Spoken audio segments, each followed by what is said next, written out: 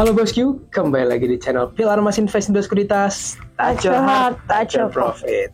Nah bosku, di monthly outlook bulan Juli kali ini bosku, ternyata kita mendapati Presiden Amerika Serikat yang lumayan rese lagi nih bosku. Ternyata dia memberikan berita, memberikan kabar yang sedikit mengguncang pasar Indonesia nih.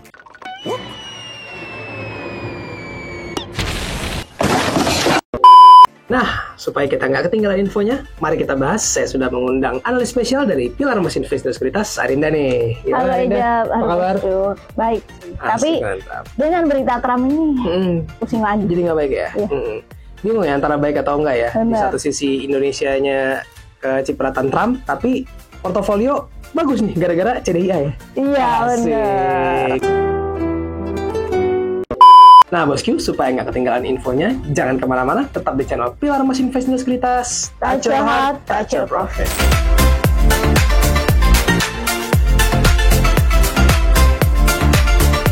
Oke deh, nah seperti biasa untuk membahas monthly nih, kita selalu mengawali dari US nih, selaku negara paling dominor nih. Benar.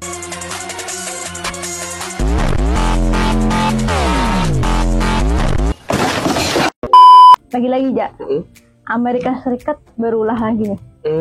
Jadi kan Trump itu kan udah bilang nih buat kebijakan tarif dan ngasih tenggat waktu nih buat negara-negara lain buat negosiasi. Iya. Nah akhirnya setelah tenggat waktunya habis ini, dia kasih tahu nih jadinya tarifnya berapa. Nah ada yang turun, ada juga yang stuck. Nah contohnya di Jepang dan Korea itu 25% ya. Oke.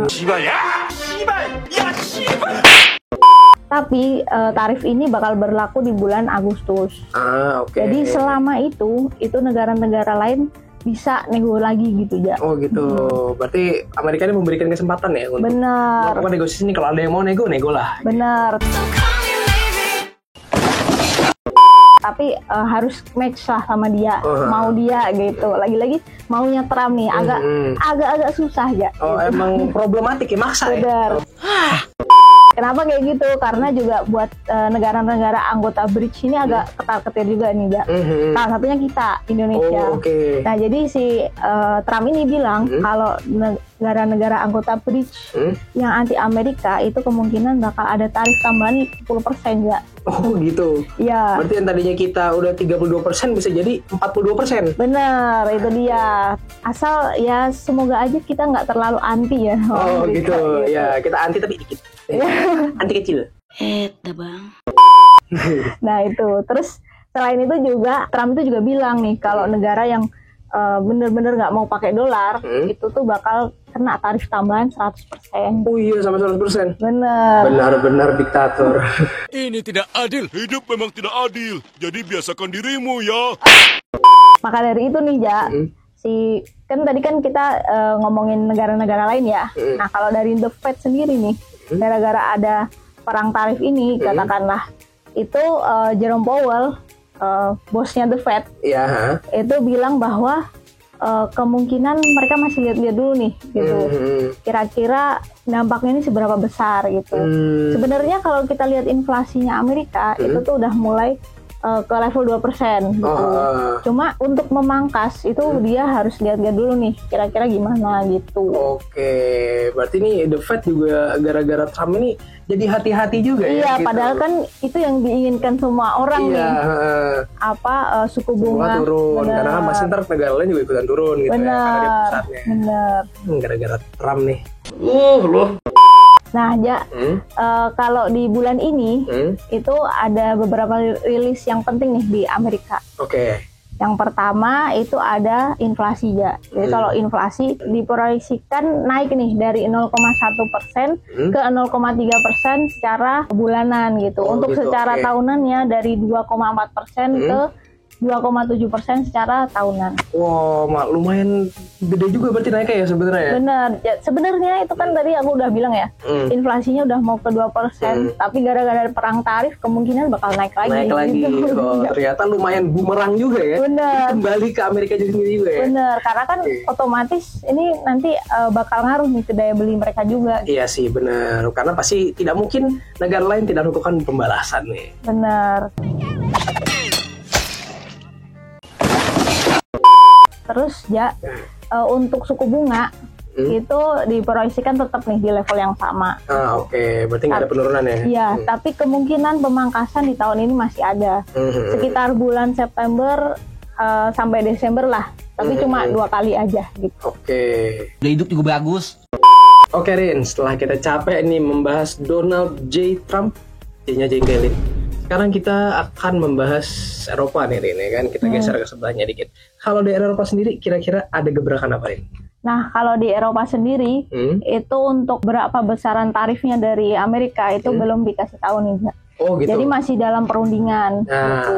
Nah, kita tunggu aja nih kelanjutannya kayak gimana. Tapi Uni Eropa ini udah mulai ya udahlah nggak apa-apa gitu kan. Usulan tarifnya sebesar 10% nih dari Amerika gitu. Tapi mereka pengen dikecualikan untuk sektor otomotif dan juga farmasi. Kan dimana kita tahu mobil-mobil lah dari Eropa itu kan ya. Iya, BMW, Mercy semuanya. Ini pasti minta diskon nih supaya nggak susah nih mas. Benar, itu dia. Das war ein Befehl! Der Angriff Steiners war ein Befehl! Itu mereka masih berunding nih soal itu. Nah, selain itu kan kayaknya nih Eropa dan Amerika udah mulai akur lagi. Tapi Eropa berantem nih, ya bukan berantem sih, agak-agak renggang gitu sama Tiongkok.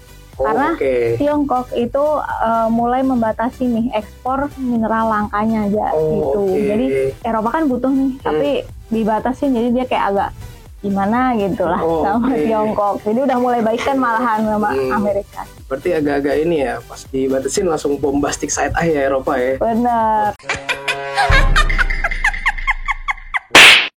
Nah, tapi untuk perekonomian domestiknya di Eropa itu sebenarnya dibilang pertumbuhan juga enggak, dibilang turun juga enggak ya. Jadi stagnan-stagnan aja gitu. Dia ngecil aja di situ ya. Bener. Jadi makanya inflasinya juga ya udah segitu-segitu aja gitu. Nah, akhirnya Bank Sentral Eropa nih diperkirakan masih lihat-lihat dulu nih. Kira-kira mau mangkas atau enggak gitu. Berarti juga karena semuanya serba stabil, serba santai-santai aja, jadi ya pemangkasan tingkat bunga juga santai-santai aja nih, nggak kemana-mana gitu ya. Nah, untuk tingkat penganggurannya itu diproyeksikan juga tetap stagnan di sekitar 6% lah ya gitu. Jadi semuanya stagnan lah di Eropa. Oke. Iya.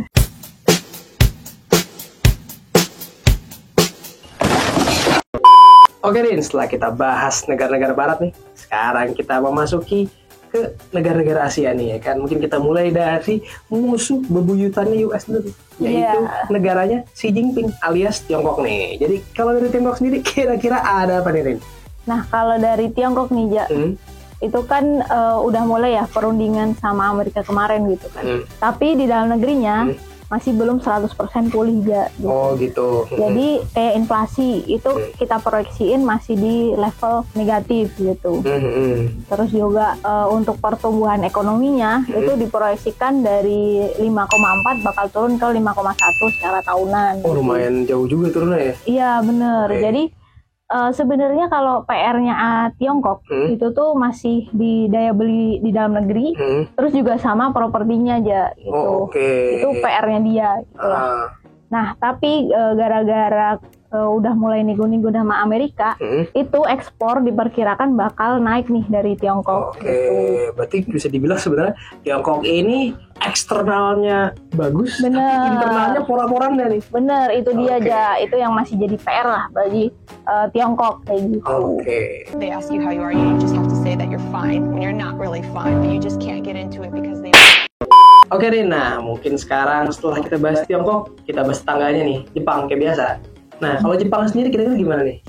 Nah, kalau di Jepang sendiri nih, Ja, sebelumnya Trump itu kan udah menetapkan tarif nih buat beberapa negara, salah satunya Jepang tadi kan 25% gitu. Tapi Perdana Menteri Jepang itu bakal mau negoin lagi nih sebelum Agustus gitu. Jadi semoga berhasil ya gitu. Nah, untuk Jepang sendiri inflasinya ya masih segitu-segitu aja gitu. Cuman ada pelemahan nih di industrinya gitu. Kita tahu sendiri kan di Jepang ini industrinya lagi melemah ya. Jadi kita proyeksiin PPI itu bakal menurun nih untuk bulan Juli ini gitu. Nah terus untuk suku bunganya itu diperkirakan masih stagnan juga nih, karena gitu. sambil lihat-lihat gimana sih kebijakan tarif gitu, efeknya gimana gitu. Ya, Sama lah. Belum berani naikin lagi ya. Bener. Ini negara kebalik nih dikit nih kan. Bener. Soalnya dia agak bukan orang lempar turun, dia malah mau naikin lagi. Bener. Tak dapat ku mengerti, kaki di kepala, kepala di kaki. Nah tapi kan harapan pasar itu ya udahlah, nggak usah dinaik-naikin lah gitu Ya. kan kebijakan moneternya gitu. Iya sih. Nah berarti sebenarnya Jepang ini bisa dibilang lagi wait and see aja ya. Iya sama sih sebenarnya semuanya. Iya semua juga sebenarnya wait and see gara-gara Wait and see, Trump gitu. ini ya. Gitu. Yes benar. Ya berarti semua nih ekonomi lagi pada diem. Yang kerja negosiator doang. Tapi why gitu loh. Why gitu. Oke Rin, nah seperti biasa kita sudah sampai di negara terakhir nih, negara kita sendiri, yaitu Indonesia nih Rin. Nah kalau dari Indonesia nih kira-kira ada gebrakan apa nih? Soalnya kalau aku lihat kayaknya Indonesia lagi terombang ambing banget nih. Bener Ja. Oke. Tapi untuk bulan ini nih IHSG itu probabilitas penguatannya itu sebesar 90% ya. Oke.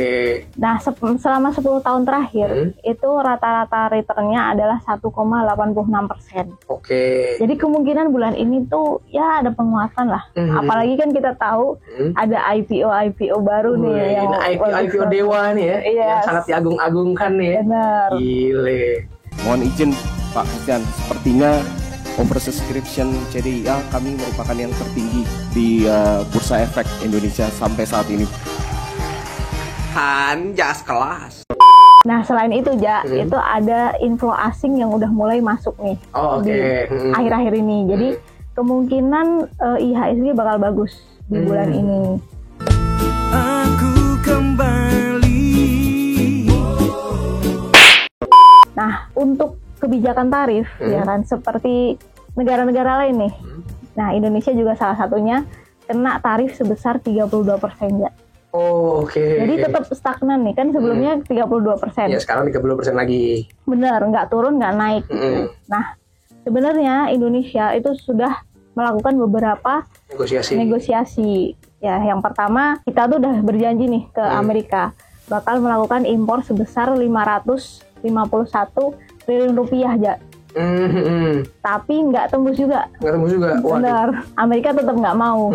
Nah mereka mau tarif kita turun asalkan kita buka pabrik di Amerika gitu. Oh gitu. Jadi maksudnya mereka maunya dapetin resource kita tapi lebih dekat lagi sama mereka gitu. Bener. Oke. Jadi meskipun kita udah janjiin impor sebesar 550 triliun rupiah, tapi nggak mempan.